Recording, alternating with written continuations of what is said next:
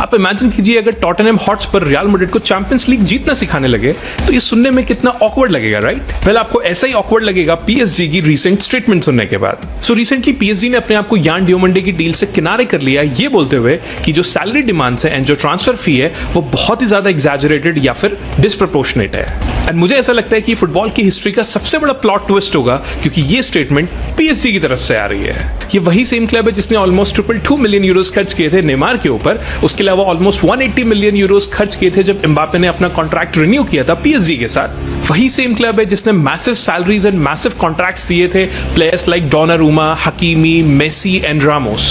Almost एक decade से PSG ने ट्रांसफर मार्केट में सिर्फ पैसा खर्च ही नहीं करा है बल्कि उन्होंने फुटबॉल की इकोनॉमी बदल दी है। ये पीएसजी है जिन्होंने ट्रांसफर मार्केट को पूरा ब्रेक कर दिया है एंड जिसने 100 मिलियन को नॉर्मली ऑर्डिनरी अमाउंट बना दिया है। अब फाइनली रियल मैड्रिड को एक 19 साल के लड़के पे 100 मिलियन इन्वेस्ट करना वर्दी लगता है तो यहाँ पे पीएसजी एंटर होता है एंड रियल मैड्रिड को ट्रांसफर फी के ऊपर ज्ञान देना शुरू कर देते हैं। बट यहाँ पे जो पीएसजी को सबसे बुरा पार्ट लगेगा वो अब आने वाला है। जितने टाइम पीएसजी ये डिसिप्लिन ट्रांसफर वगैरह के ऊपर ज्ञान दे रही थी उस टाइम पे रियल मैड्रिड उनके साथ पर्सनल टर्म्स एग्री कर रही थी। कभी कभी ये इस पे डिपेंड नहीं करता कि कौन ज्यादा पैसा खर्च करेगा बल्कि ये बैज की बात होती है। मनी शायद आपके लिए कोई भी प्लेयर खरीद सकती है बट रियल मैड्रिड अभी भी कुछ प्लेयर्स की ऐसी ड्रीम है जिसके लिए वो कुछ भी पैसा छोड़ने के लिए तैयार है। एंड कुछ ड्रीम्स ऐसी हैं कि आप चाहे कितना ही फुटबॉल चेंज कर दो, चाहे कितने ही मिलियंस इन्वेस्ट कर दो, बट वो पैसा उन ड्रीम्स को कभी नहीं खरीद सकता है।